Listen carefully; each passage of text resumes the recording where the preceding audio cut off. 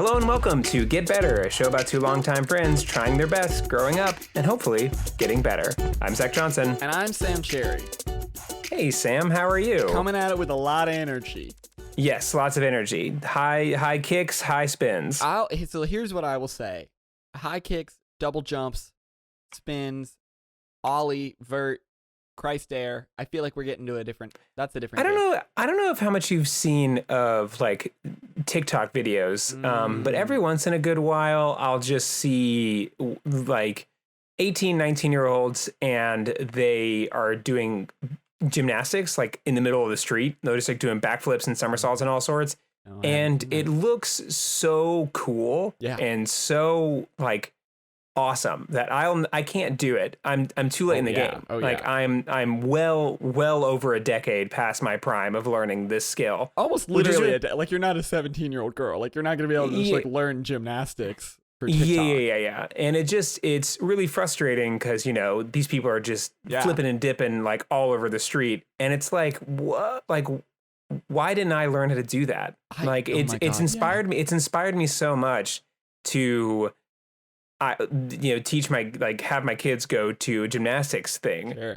And like they're, even if they get bullied, it's like, listen, you're only gonna get bullied for like 2 years max. Yeah. And then you're the dude that can do flips. Yeah. It's like you could only get bullied so much before you do a flip and then someone's like, all right, yeah. Well, that was really rad. It's like that was a cool thing you just did. It's like being in the band where like, yeah, you could be in the band and you play the oboe and like, that's going to be tough. Or you can be in the band, you play the trumpet and then you're one of the cool trumpet kids. So like if you get your kids into gymnastics, but then it's like, I can do fucking flips. It's just like, oh, you know what? Never mind. That's fine. Go for it. You know? Yeah. And you can pretend that they can pretend they know karate. So it's like, because people don't know anything. Then once people don't know anything. Once you do a flip, the sky's the limit. Like You're a fucking Power Ranger at that point. Yeah. Once you do a flip, like standing up or even just off a thing, the amount of assumed skill you get off of that is so high. Right. And I think it's the same thing as if I'm watching someone skateboard. Yeah. And I see them do a kickflip. Right. I just assume that they're Tony Hawk. They can do a Christ air. They can do the whole thing. Yeah, that they can like flip up the ramp and like, you know, do 5 backflips into a 900 or whatever the hell and land it on like doing a handstand or something. But like all they have to do for me is just like kickflip, and I'm just like, all right, you're probably really, really good at skateboard, because if you just did that, just for you didn't even know I was watching. You just did it to do it. Like, then I'm going to go ahead and assume that you can, or like you go down a flight of stairs. If you like jump down a flight of stairs, then like you're Bucky Lasek, which is a professional skateboarder that I would always have to play as, because when my brother and neighbors would play Tony Hawk, the only other person that was available was Bucky Lasek. Yeah. Because I always picked last. See, I only played Tony Hawk Underground 2, which I've been led to believe is a bad video game, because of the phenomenon of me only playing bad video games. Basically, there was before Dark Souls and after Dark Souls, and before Dark Souls, I turns out only played all of the bad video games. But as I've detailed in before, we always bought the consoles right before the new ones came out, for reasons that are unclear to me. And so, you know, we'd always end up with like the bargain bin, you know, Xbox games, because it's like, well, we're done with Xbox. We're done making Xbox. It's 360. We got that new now, so we're not fucking with any of that. Here's whatever we made. And so you'd end up with Tony Hawk, you know, Pro Skater. You'd end up with Blink's Time Sweeper. Yeah, you weren't on that new shit when the new cool game came out, because it was like, well, the new cool game came out when the new system came out. We're at the end now. So, you know, I don't know who Bucky Lasek is, but I do remember they played the Johnny Cash song Ring of Fire a lot while grinding around Barcelona, and that was a formative experience for me. I couldn't do anything on a skateboard, like literally move or turn, and my brother was really into skateboarding, and it wasn't, I think I was, you know, there's those kids that just spend a little bit too long being 10 years old. I was 10 years old for about 5 more years, and that was tough. Not tough, because it's great. Being 10 is fantastic. But it was a lot of, like, cartoons and maybe I'll wake up and have magic powers. Like, that was a big, when everybody else was kissing girls. Actually, well, that's not true. But anyway, when everybody else was learning to skateboard, I was still thinking I was going to wake up and have magic powers, and that really wasn't conducive to to skateboarding. You were waiting for it. Like, turns out I'm the Avatar. Honestly, still like, fucking waiting. I'm still waiting to That's been happening a lot powers. since I did start watching. To tell you, I've been rewatching Avatar, and that's the whole thing I want to do is just like travel the world and get in misadventures. But I imagine that it's much more difficult than that. Well, they don't have to worry about money or rent. I mean, I guess if you were going to be homeless, you could do it, but yeah. They do have to worry about money because they have to buy supplies, but they usually can get away with I'm the Avatar, so right. You pony up. And you, Zach, are not the Avatar, as far as you know.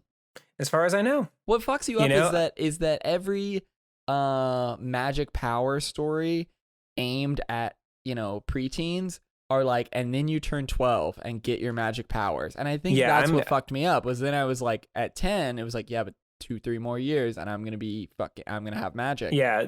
I just saw the Disney Channel original movie, the 13th year. And so and so why learn how to skateboard now when I'm gonna be a mermaid at 13? That shit is coming any minute now. I'm gonna get the magic powers, so like I'll just ride it out. And then you ride it out until you're a junior in high school, and you're like, oh, maybe I should do something else. And I know not to reference previous episodes, but I think that this could be a good, it's a good opportunity for you to just wait to get MK Ultra and then Bing Bang Bomb. Now here's the thing, Zach, specifically about that. Because I edit the show, of course, and because both my own self-awareness and listening to my show, I've noticed a steady mental decline. And boy, not only are the episodes coming out less regularly, but your boy is getting pretty weird. So I'd love to stay away from all the CIA shit, and maybe we could talk about movies or something. I don't know, because I'm not doing well, and I'd love to just take a break for an hour and not talk about the CIA. Yeah, well, let's stop talking about it. Let's stop talking about it. You're the one that's still talking about it. That's true. Anyway, I'm already looking up Splash starring Tom Hanks on Wikipedia. I'm so off the CIA. That's a different movie about a mermaid. Yes, that's where but Tom Cruise dates a mermaid. I just read a review of the 13th year, and it said the Post Standard stated while the film was not as entertaining as Splash. Well, the Post Standard. It's a ripoff of Splash. It's a Disney Channel original movie. Like, what did and Splash came out 15 years before that. Like, get off Splash, guy. Like, leave it alone. This guy was just waiting to bring up Splash. Yeah. Well, also he's the guy who like went to journalism school and now he's reviewing the fucking 13th year. So like maybe he's got some issues with his own position. Yeah, R.I.P. to that guy. Really, Are you aware of a guy named Fred Seibert? Oh no, I tried to look up his review online, but it looks like it got deleted. Not Fred Seibert. Oh, whom? Seibert? Fred Seibert. No, I don't know who Fred Seibert is. Holy shit, Zach. Never even heard of the guy. Let me introduce you to Fred Seibert. I don't know how to say his name. So, we are on a good week where I just listen to nerd shit all week, so I'm not being a crazy person, right? So, let me tell you about the career of a man named Fred Seibert. I don't actually know about his whole career, but let me give you how to pronounce his name. Or how to pronounce his name. That's tough for me. So, the 1990s. You remember the 1990s. Go-go, having fun, grunge, let's hit it. If you could think of like one media property. Yeah, if I could think of one word to sum up the grunge movement, it's super fun, but it's compacted into one word. Yeah. Go-go. Go-go, anyway. That's it. Yeah. Grunge stands for go-go grunge. Go grunge. So there's a small little mom and pop shop called Viacom. Aha. And they want to start a new hip channel for kids called Music Television, MTV, but they need to do their branding. So they hire, I'm fucking up most of the details of the story. You guys all have Wikipedia, Google it. I'm getting the broad strokes right. So they hire Fred Seibert and say, hey, help us out, do our branding. And he's like, oh, what you need to do is be like punk and cool. So all the shit that you think about, like 90s MTV, this guy, like the astronaut, all the like cool little interstitials, all the like just fuck you, mom, I'm watching MTV. That is this guy, right? So this guy looks like fuck you, mom, I'm watching MTV. Okay, don't read his Wikipedia because I do want to. I'm not. Okay. I'm looking at his art. Okay. So then that goes super well, right? It's like a generation defining guy. Like this guy is in charge of the branding for MTV, and it's like, holy shit, generation defining. Your career's over. You're good, right? You're done. Mm-hmm. But then this mom and pop shop starts a new network for kids. Do you know what that network was called? Based just me thinking through. I'm looking at the MTV art right now, and I'm just looking through it. I'm thinking it's Cartoon Network. It is Nickelodeon. Oh, so close. I think I'm getting that wrong. Nickelodeon already existed or something, but was like shitty, and it was a bunch of like live action stuff. And so then Viacom buys Nickelodeon, and it sucks. And they're like, this sucks. It's a terrible channel that nobody watches. Hey, Fred, can we get you on this? You did such a good job with MTV. Can we get you on this one?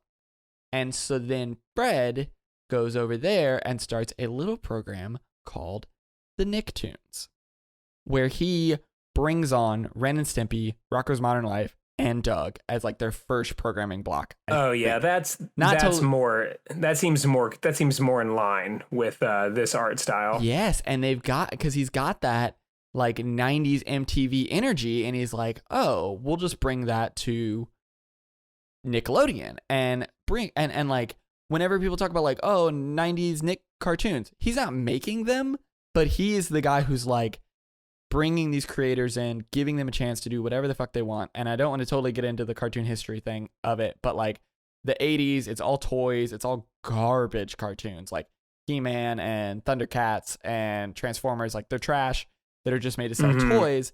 And so there's all these artists who want to react to that and who are like, fuck you. And you have like this confrontational era of television cartoons with your Ren and Stimpy and Rugrats and all that kind of shit. And Fred Seibert is like, bring them in. Like, these are my guys. Cool.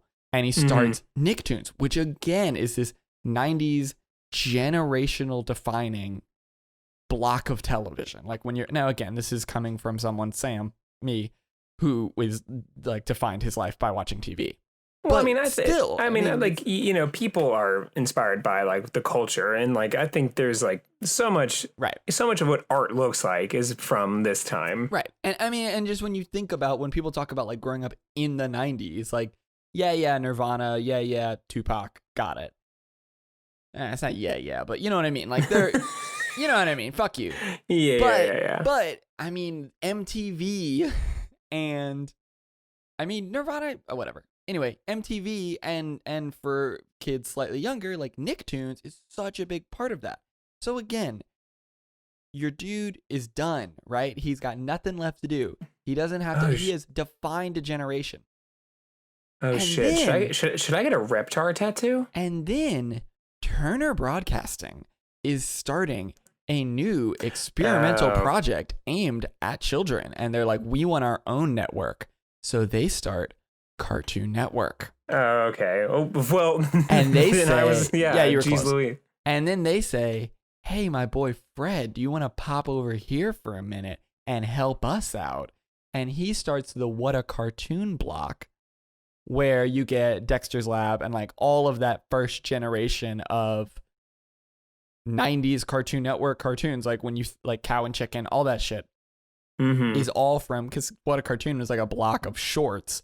And then from those shorts that people really responded to, they would launch pilots. And of course, like Dexter's Lab is made by Gendry Tartakovsky, who's one of the greatest animators alive, who goes on to make Samurai Jack and Clone Wars, and it's like this amazing artist, right? And like, but it's fucking crazy. There's this one guy who was like, when you think about, other than fucking Pogs, when you think about like growing up in the 90s, like, yeah, Nicktoons, Cartoon Network, and MTV, and it's like, yeah, that's the 90s. Oh my gosh. This one guy who was in, blah, team, blah, blah, blah, but like, he was in charge of all of that. Okay, no, it gets even wilder. Okay, well, it gets wilder in that he started Frederator Studios. Yes, and then he started Frederator Studios. Oh my gosh. He's the Fred. I can't believe that's what I got you there. All that other shit, you don't care. Well, but that one, who made Adventure Time, listeners? Yeah. But Frederator is, so there's a YouTube channel called Channel Frederator. Sure. And I have never seen, and this was like back when I was growing up, the license that they give artists is like, but walk that back. Bananas. Think of all of those things I just mentioned. Like, yeah, so I was looking here, and he also made one of the things that it looks like he was pretty instrumental in starting was the What a Cartoon. I already said that. Yeah, that's the Cartoon Network. Okay.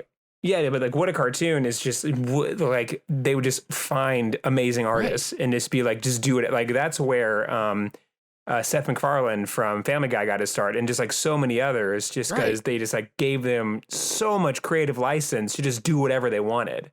Well, and the fact that we go from like a Transformers He-Man world to one of the first Nicktoons being Ren and Stimpy, like what? And it was just because Fred Simon was like, sure, you're good at what you do, and you got an interesting, unique voice, go for it.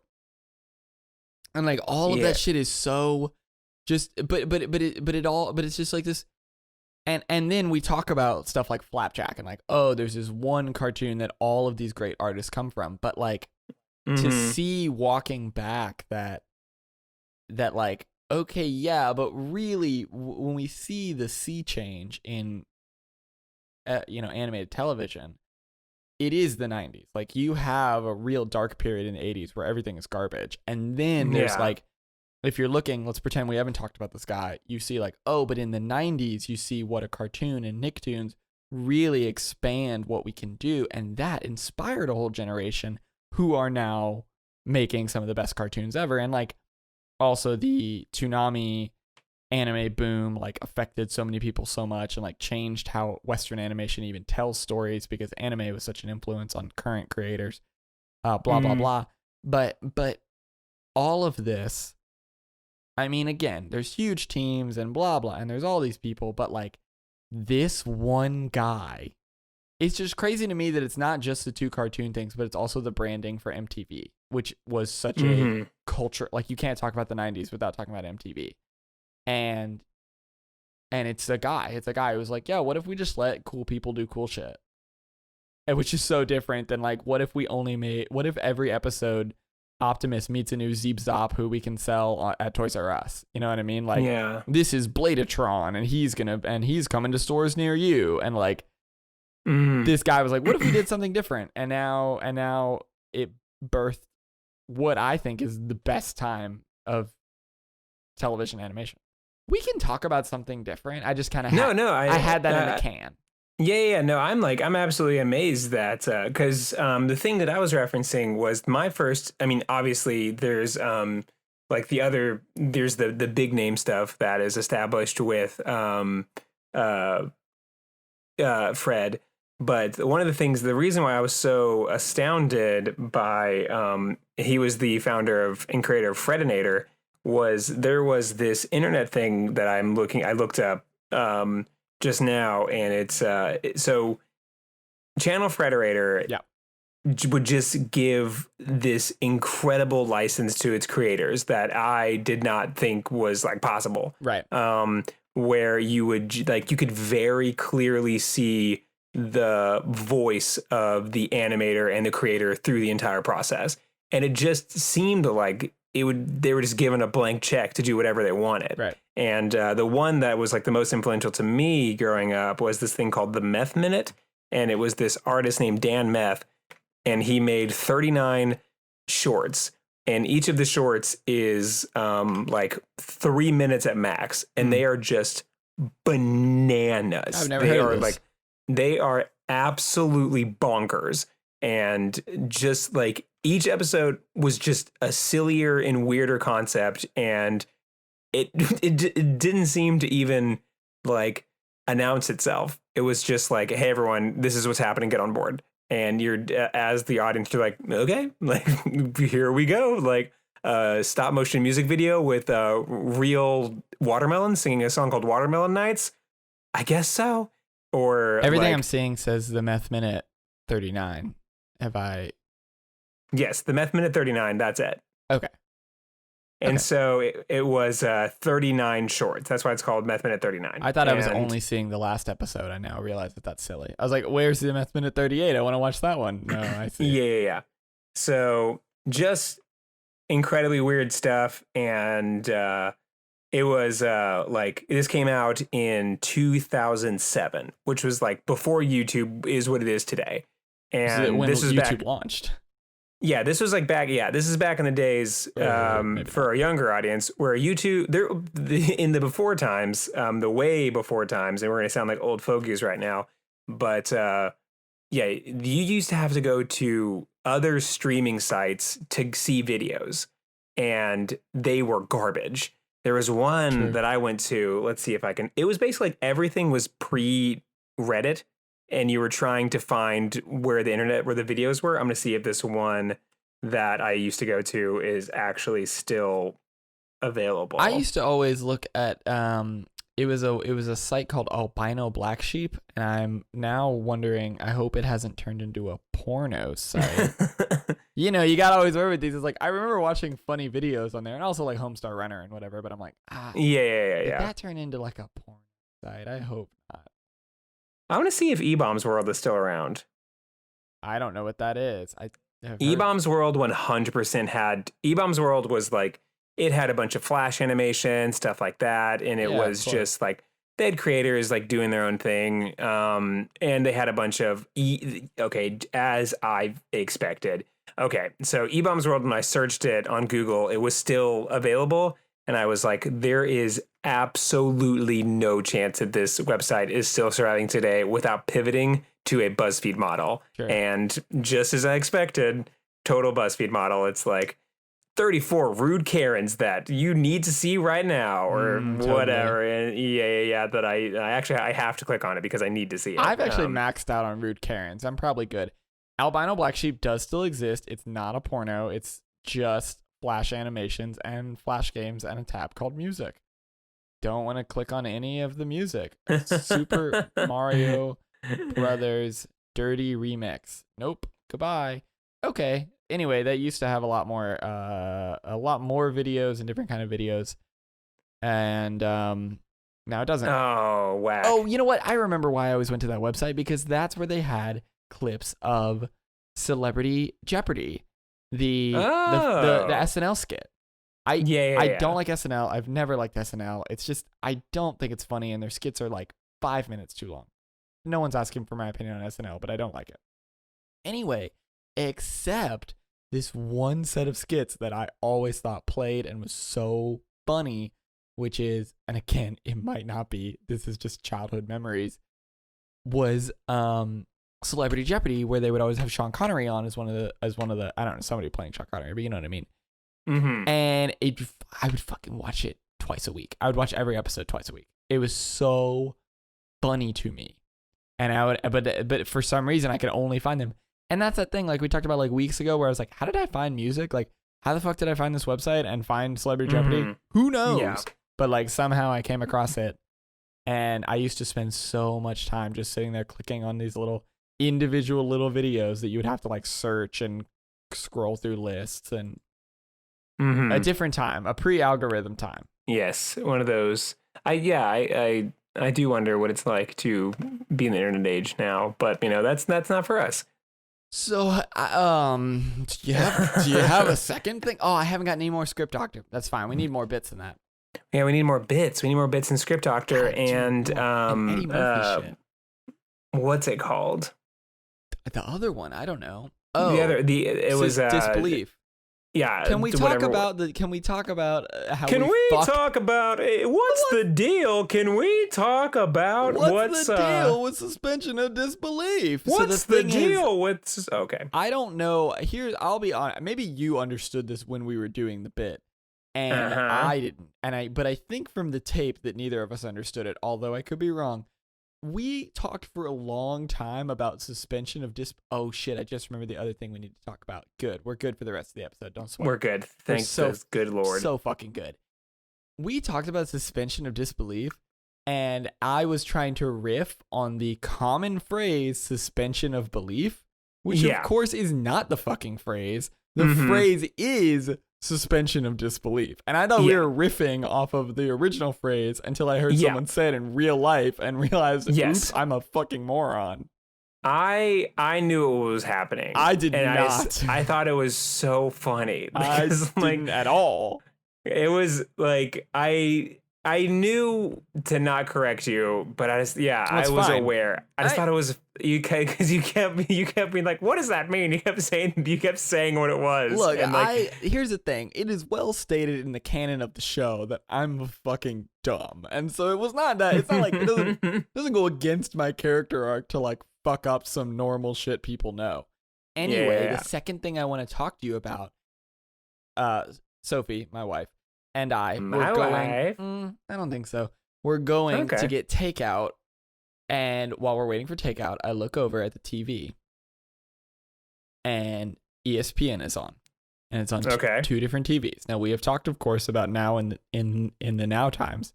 What the fuck is ESPN doing?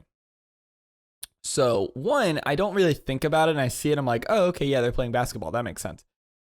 And then I look over at the other TV, and I mostly want to talk about the other TV, but whatever. So I'm looking at the other TV, and Sophie goes, "Isn't it so weird that they're playing video games on ESPN?" And I said, "What are you talking about?" And I look over, and they're not playing basketball. In fact, they're playing 2K, the video game basketball on ESPN, and that's what they're playing, which is wild.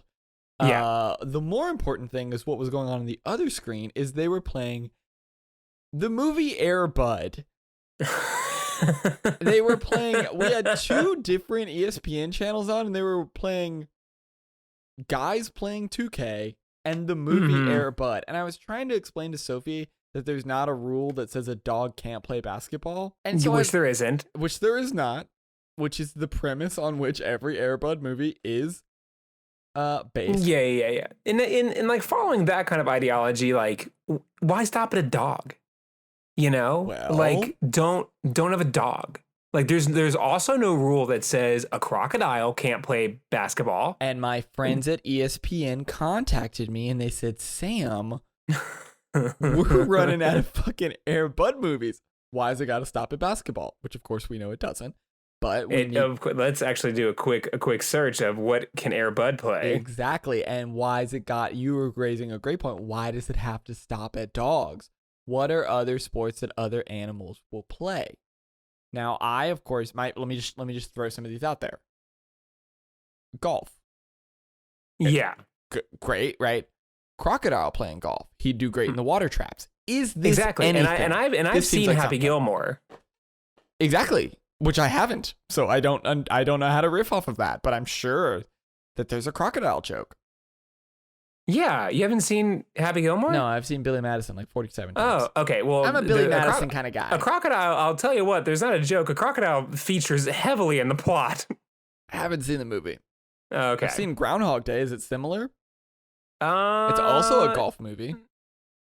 No. And also Groundhog Day isn't a golf movie. Ah, shit. You know what I'm thinking of? Caddyshack, which has thinking of Caddyshack, where there's a groundhog. Yeah. So, like, kinda. Yeah, you're right. Actually, it's a prequel. It's a prequel, and that's why he has such a contentious relationship with the magic groundhog. Is because of the movie Caddyshack. Although I don't think he's the one. In fact, is he in Caddyshack? Bill Murray? Yeah. Yes, Bill Murray is in Caddyshack, He's the guy and with his the whole groundhog. his whole arc is to get a groundhog. Okay. This is obviously a prequel. Got it. Yeah, obviously.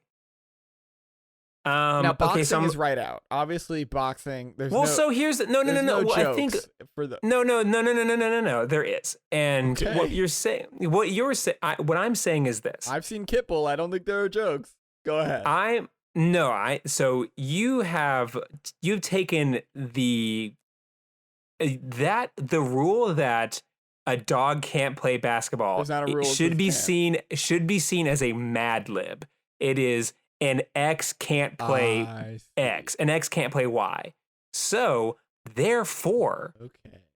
so that's what I said when you said a dog can't play basketball. Right. The other team shouldn't have been like, what are we gonna do? The other team should have been like, oh, okay, we're gonna go get like, we're gonna go get a Komodo Sure. dragon. A truck And- can't and- play lacrosse. Yeah, a truck can't play lacrosse, and then you're just like, you just have a truck. But what I think that idea of having a dangerous animal that you've trained obviously very well Sure. can't play basketball, can't play any sport, Yeah. is you're just going to have it be around, and the other Yeah. players are not going to want to go anywhere near it because it's a hippopotamus and we're Right. trying to play football. And it Like, might I'm not- it might get fouled out because it did eat the linebacker. But like Exactly. But but the amount of points you're going to score exactly. on that. The problem, though, I would say is He's a actually no. loose- This is not a problem as much as it is a clever solution. Sure. Is I think that you would just have to get a very, very, very big shirt for the hippo, and then just put kind of like a tiny, like an almost comically tiny football helmet Now, on of its head. course, obviously, and I yeah. think that ESPN would eat that right up. Yeah, I think that they would be like, even if it is dangerous, even if it is, killing the most people in this small community. Sure. They're I very think deadly. that it's wearing a tiny helmet, and come on. Now let me offer That's you some cute. more room to play. Let me just throw this out there. I think we can definitely explore other animals playing other sports. And obviously, it's a kangaroo boxing. Obviously, it's kangaroo boxing, but yeah. There's nothing in the rules that says a dog can't fill out spreadsheets. What if Air Bud gets an office job? What if it's office space but Air Bud?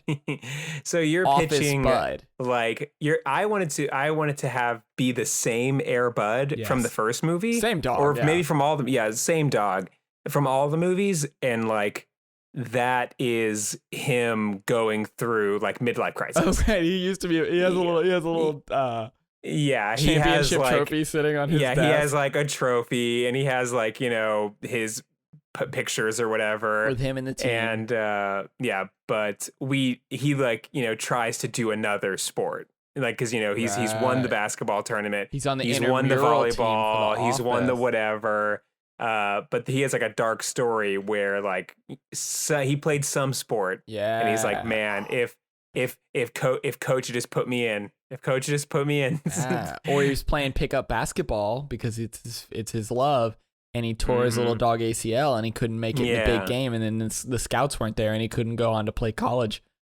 tennis. There's probably an Air Bud tennis. If there's not, we can make it. If there's not an Air Bud tennis, there definitely is room for an Air Bud tennis video game. There's not a rule that says an ostrich can't play tennis. Is this what we're doing? I think that makes sense, right?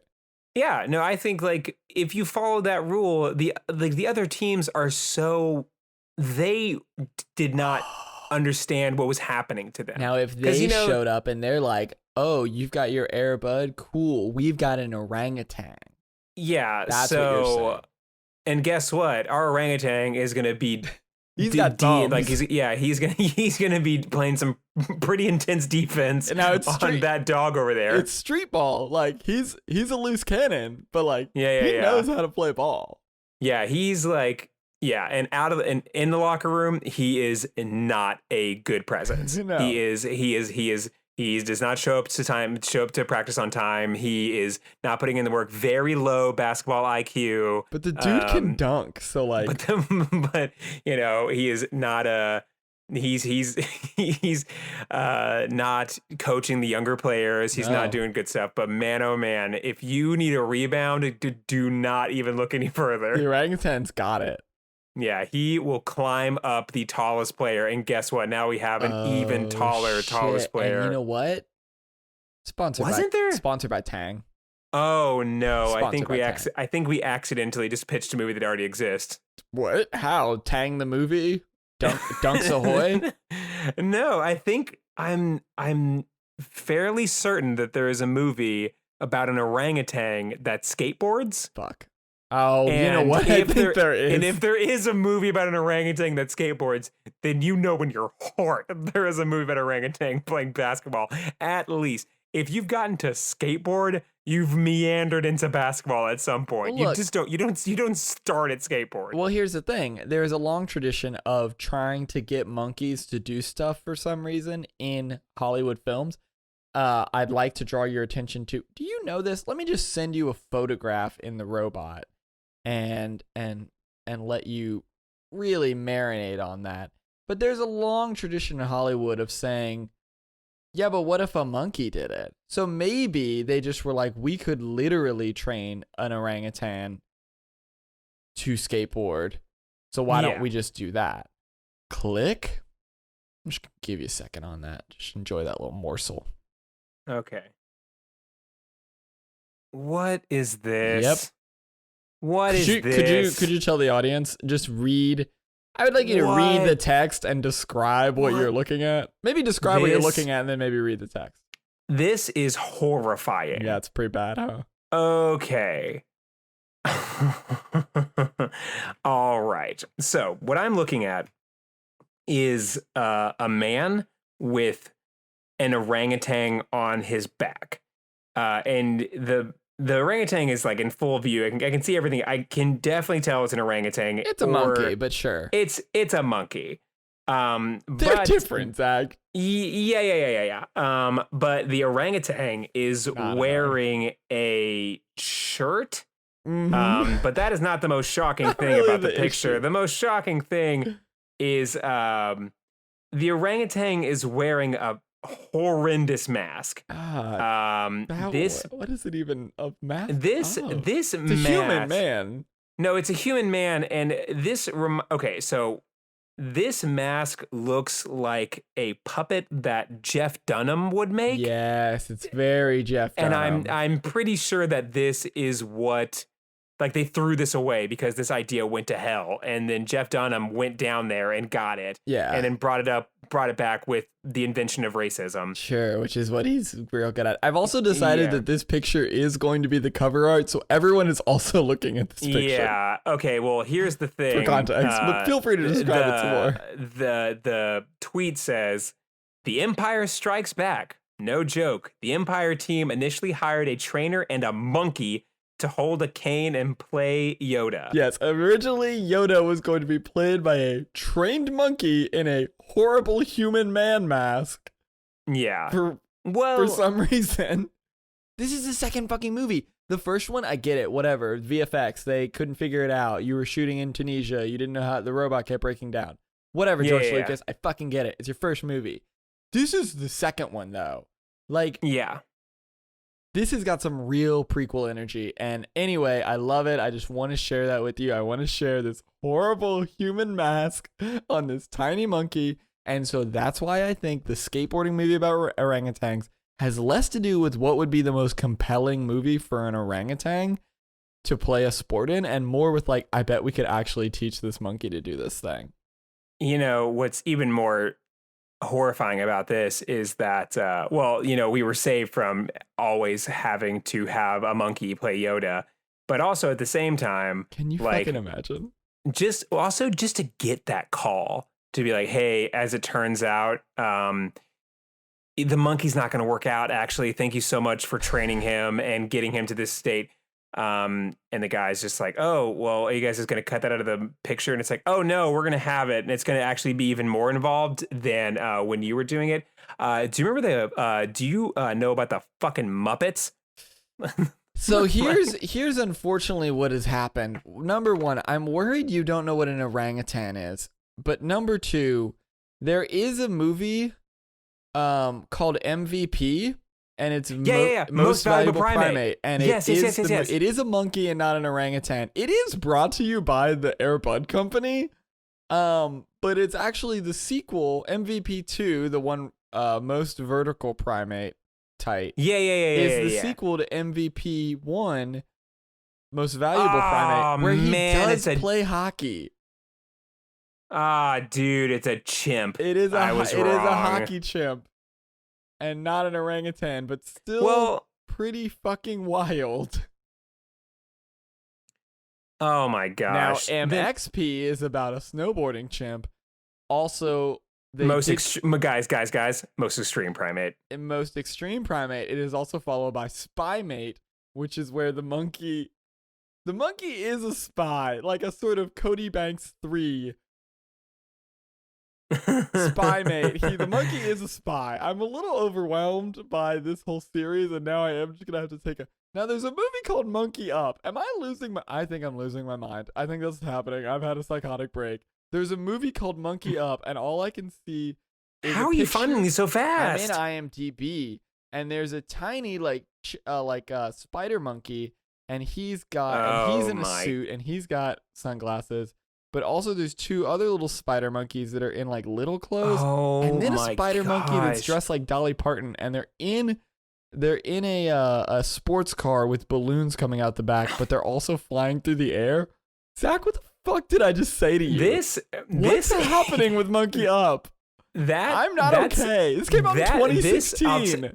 I'll tell you what, that right there, what you just said is actually, it goes from you saying it's a close-up to a wide reveal of you saying it to a therapist. And you're like in a straitjacket. And you're like, it's called Monkey Up. I swear to you, it exists. I wanted to do such a normal episode, and now we're at Monkey Up. What is this fucking movie? It came out in 2016.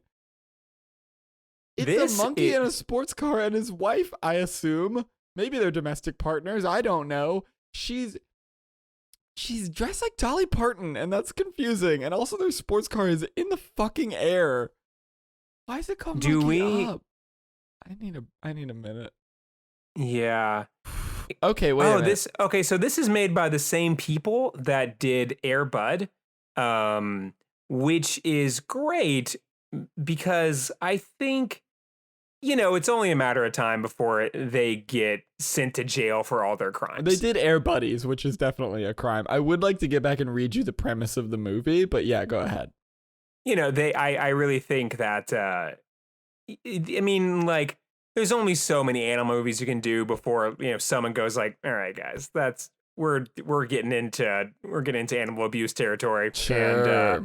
And having this many monkeys in this movie, like, guys, like, just shut it down. I don't know. You probably did something. Shut it down. Shut it all the way down. Yeah, they definitely committed movie crimes. The movie Monkey Up is, with parents preoccupied with their new careers, a young girl and her brother befriend a talking monkey. Normal. You see, I knew from the poster alone, I knew this monkey could talk. A talking monkey who is struggling to be taken seriously as an actor. That's the premise of the fucking movie. So I'm a little personally psychically upset. I feel like this is a WWE thing, or there's some psychotic company that is in charge of all of these movies.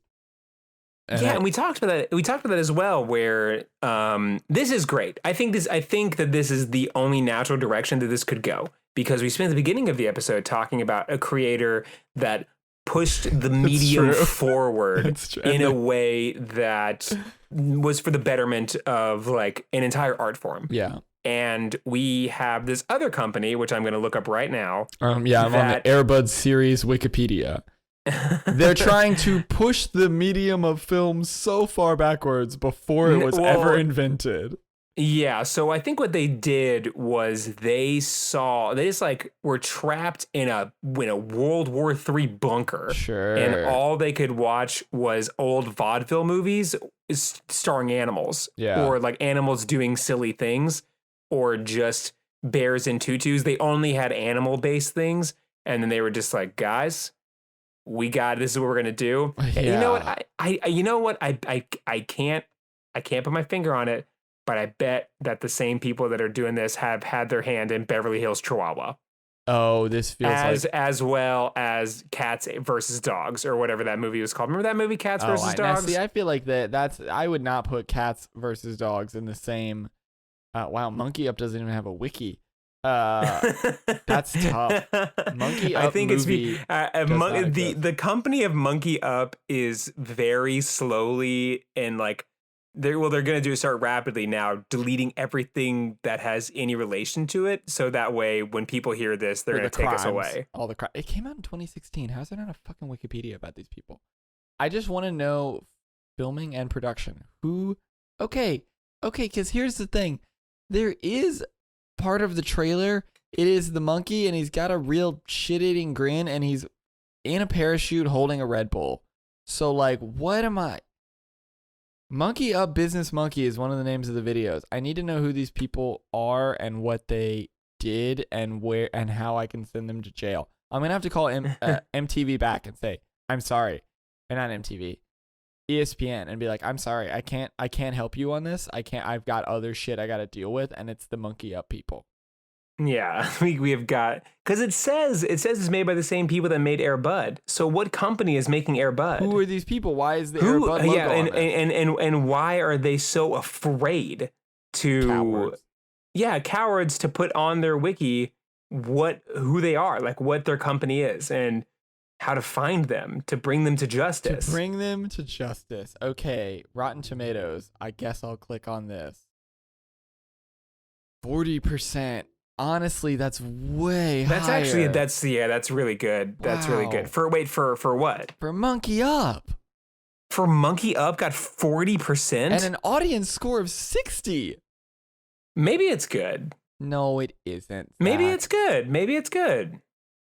Who made this goddamn movie? I understand Robert Vince was the director. The studio is Air Bud Entertainment. Robert Vince was the producer of Air Bud.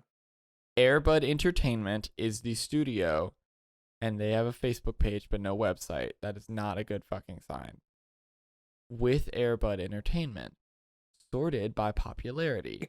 Get me an address. Yes. Someone needs to dox these people. Copy. I'm sorry. I'm copying this to you, and I'm sending it over. This is their wiki. I think that this is like this will be our series arc. Is bringing these people to justice. In popularity, with 6.6 out of, I assume, 10, Pup Academy. 4.3, Pup Stars. 3.9, Monkey Up. So these are all worse than Monkey Up. Oh, no, they're not. I don't know how it works.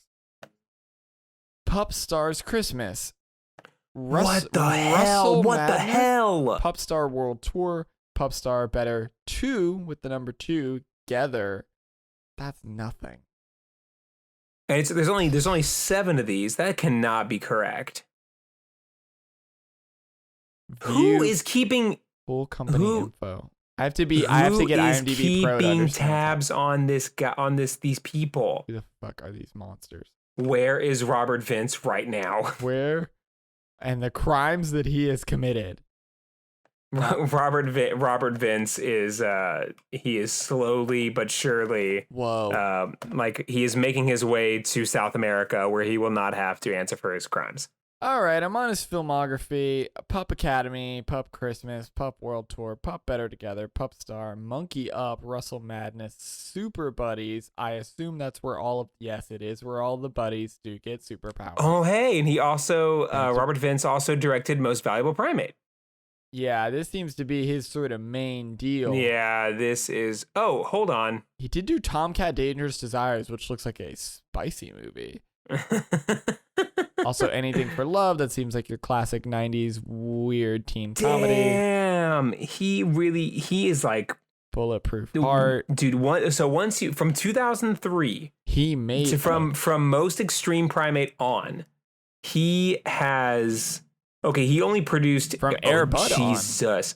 Okay, yeah, from Air Bud he's been a producer, but from Most Extreme Primate he is an auteur. Oh, wow, he really is. He is a director, producer, writer. I was gonna say since Air Bud he's only made these kind of movies, but yeah, he has produced, directed, and written them. Like he's an auteur. This guy has full creative control over his entire vision, and his vision, for better or for worse, is Super Buddies, Spooky Buddies, and The Search for Santa Paws. Now now that we're through the Looking Glass, Yeah. I'm going to say a sentence to you, and I just want to know how you feel about it. Pup Sanity, a tour through the movies of Robert Vince. That's good. Where we watch from Cafe Romeo, Black Ice, the first 2 films, all the way through to Puppy Star Christmas and Pup Academy, the last 2 films. Pup Sanity, a Robert Vince experience. I want to be on the ones that he has full control over. So you would okay. You'd start at I MVP. would love, I gotta tell you, love to watch Tomcat Dangerous Desires. And by the way, and this I think maybe is where it all started. It's an erotic thriller. Oh, it is an erotic thriller. And I know from what we've been talking about that you might think that Tomcat is an actual cat. I assure you it's not. This is not.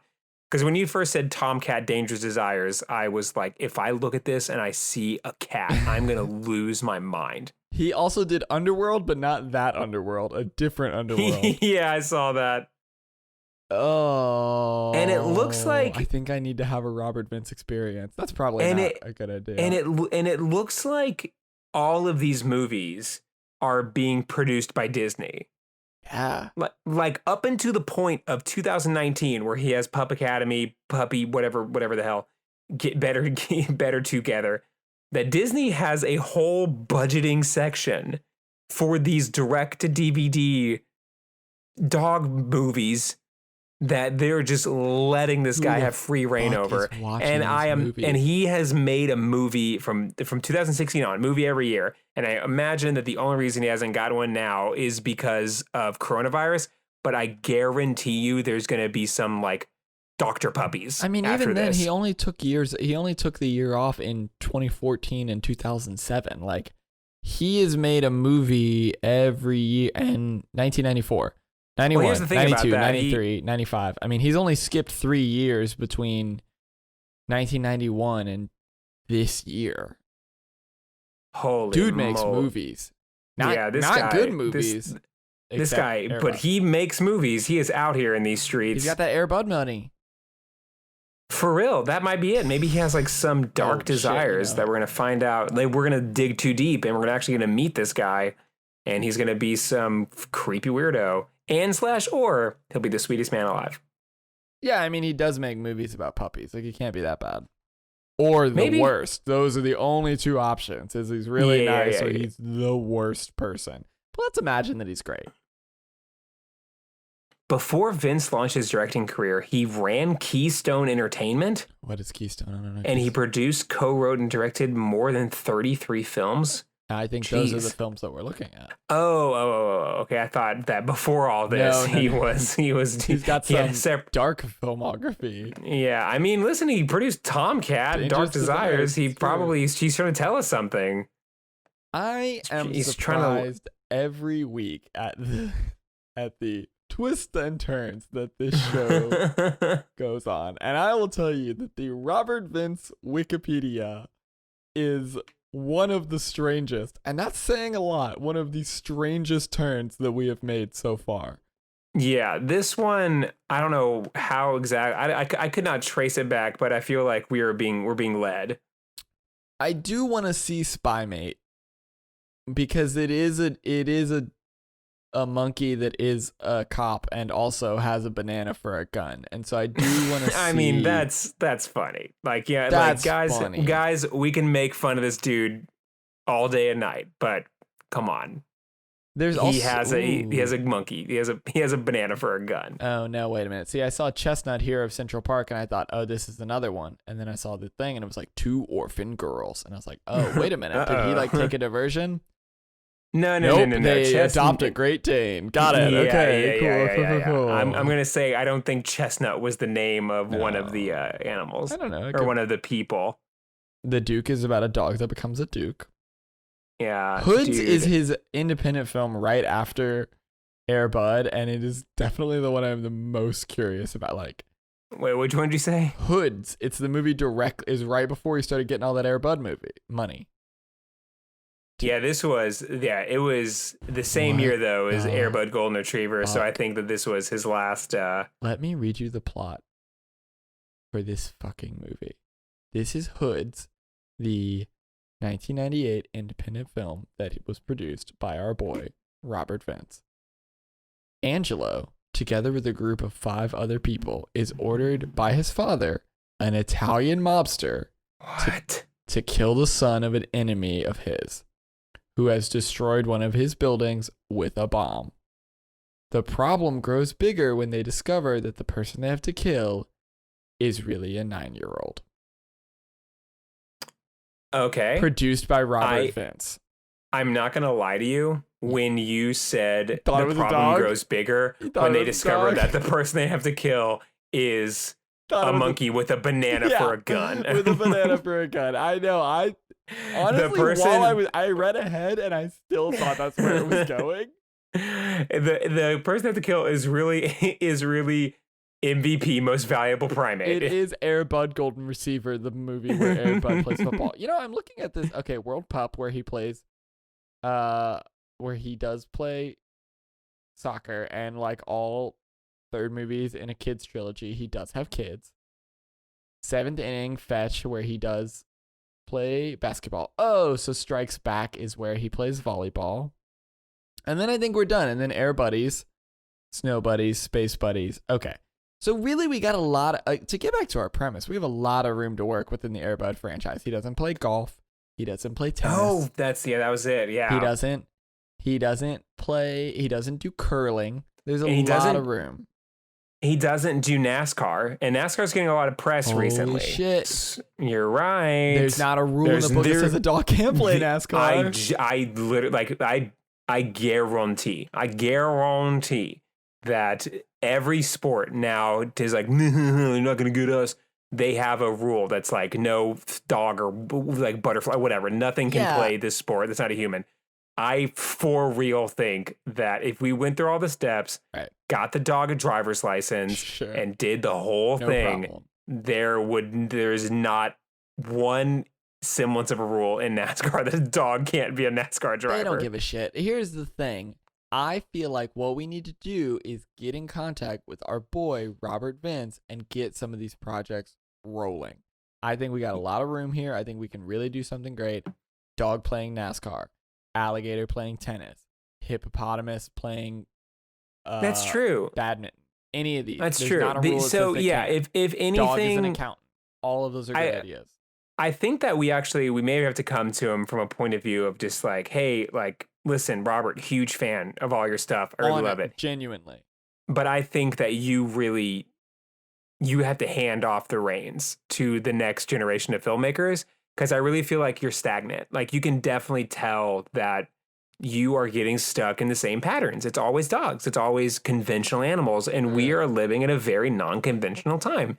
And I think that the idea that you haven't made a movie about an ostrich playing tennis is like very regressive of the animal movement. From the prequels, it's that CG can do anything. Get an ostrich in there. Yes. And will it cost Disney more money? Yes. Yes, it will. They'll be fine. You made Pup Stars Better Together, which is about a pair of cute little dogs that maybe sing. I don't know. There's a microphone in the poster. Is it a movie about dogs that sing? I don't think psychically I can handle if it's a movie about dogs that sing. But you know what? Honestly, that's another thing is like Air Bud goes Hollywood and he's like American Idol or something. Like, that's already there. Oh, God. It looks like there's a dog with an eye patch and a dog in a leather jacket. Yes, of course, they're in a band and they're also pirates. The action-packed new season of the franchise continues with the story of Tiny, an adorable Yorkie pup who, after winning the Pup Star TV singing convention, God, I can't read, is suddenly launched into an adventure when she was replaced by a street Yorkie, Scrappy. Boy, this is a long sentence. And 2 swap lives. Oh, it's a Princess and a Pauper thing. Are you looking at fish out of water tale about the ultimate demonstration of truly being together? That's one sentence. Are you looking at Better Together? Yes, Better Together. The number 2. I gotta tell you, that's actually the third one in what the fuck are you saying to me, Zach? So I don't want to go on too long, but doing some preliminary research. Oh, actually, no, it's the sequel. Better Obviously, Together that's why it's a 2. Yeah. Don't worry though, because I got you. There's a trilogy, and the trilogy is Pupstar, Pupstar Better Together, and Pupstar World Tour. It does seem like a tetralogy because there is also Puppy Star Christmas, which is confusing that it's not called Pupstar Christmas, and Pup Academy, which I am now looking up. I'm gonna see if I'm basing this off of which one has if there's a dog with a eye patch, because I feel like I can only Better Together. But it's also Pupstar. In the Pupstar poster, there's also a dog with an eye patch. I'm losing my fucking mind, Zach. So we're talking about the movie Air Bud, where there's not a rule that says a dog can't play basketball, which is fucking ridiculous to begin with. And then they do all that shit, and they're like, oh, well, this is tired. Let's do Air Buddies. And we're like, fucking whatever. And then there's also a fucking it's like no one's watching. There is no oversight for Robert. Like, Pupstar. Okay, so it's like also a little dog, and it probably talks and maybe sings. And then they're like, great, let's make 4 of those. And they're like, this movie that's derivative of the sequels of Air Bud, that's getting a little stale. Let's bring Pupstars A New Generation, Pup Academy, which is about, it's like people who are tired of the Pupstar brand were like, let's mix it up with the new class. And so it is dogs that go to school, I guess, and they're all puppies. Maybe it's good. Maybe I should go through I think I need to go through the Looking Glass. I think I need to go through the Looking Glass, and actually I love Pup Academy, and this isn't an affront to God. It's one of the 2. Here's the thing about that. Pup Academy is actually worse than you think it is. It can't be worse. Pup Academy is about a magical school. I do see the kid with the broom, and that made me think it was Harry Potter. Yeah, so Pup Academy is actually about a magical school where puppies learn how to be dogs. And they go to there's a secret world, actually. And the secret world is they go there to be better loving to their owners. Sure. And I got to tell you, the dog that's living in my house right now, no way, shape, or form went to Pup Academy. It did not go there. I got to tell you, it went on to bite your owner's hands and jump on him while he's trying to ride his bike academy. And do you own a dog? Well, my roommate owns a dog. Got it. That's why I said the dog that lives in my house. Well, I know. I'm just saying your dog isn't jumping on you while you ride your bike. No, the dog. Oh, yeah, I guess you're right. That because I'm not his owner. That's what I guess the last thing I want to say about the prolific work of Robert Vance, who I'm sure is a very nice fellow because he does make friend of the show, Robert Vance. Friend of the show, Robert Vance. After Super Buddies, which is being generous, in 2013 after Super Buddies, they do just stop making Wikipedia entries for the rest of his movies. Like the last 7 of them, they're like, you get it, you fucking know. Like, I would have thought at Snow Buddies or Space Buddies or Santa Buddies or The Search for Santa Paws or Spooky Buddies or Treasure Buddies or Santa Paws 2, The Santa Pups. Mm-hmm. But no, they get all the way to Super Buddies and then stop. And then at Russell Madness, they're like, we can't do this anymore. Whoever is standing for Robert Vance was like, I just can't. Maybe they died. Or they said, I can't do Russell Madness and the Pupstar franchise. I don't think this was good for me. I think it was great for you. I think that never mind. I've decided it was great for me. This is it's something else to worry about. There's so many things to worry about, but this is a different thing too. But so you can put your energy here sometime. This is my break from worrying about things, and now I'm aware of Robert Vance intimately. Anyway, that's our show. Thank you all so much for listening to us. You can find us at Get Better Podcast. That's get_better_podcast. You can also reach us at meetthefockers2 fockedup@gmail.com. As we said the last few weeks that we've been getting emails to our personal emails, do not send us those. don't be a coward. Send them to meetthefockers2 fockedup@gmail.com. I've been harping on this for quite a while, and by this point in time, you know what I'm going to say, that we do not have a Patreon. But if we did, it would go to any other organization that is going through whatever it is that's happening in the world right now. Either it is through the COVID pandemic, or it is through the Black Lives Matter movement, or it is through just any of the other number of things that's happening. So please find other ways to support our show by sharing it with your friends, by, giving it good ratings and just getting it out there. At this point in time, I don't think it would be responsible for us to have a Patreon, because we would not be using the money for anything useful that would not be better suited somewhere else. And that's all I have. So I guess we'll see you guys next week. All right. All right. See you. Bye forever. See you. Bye forever.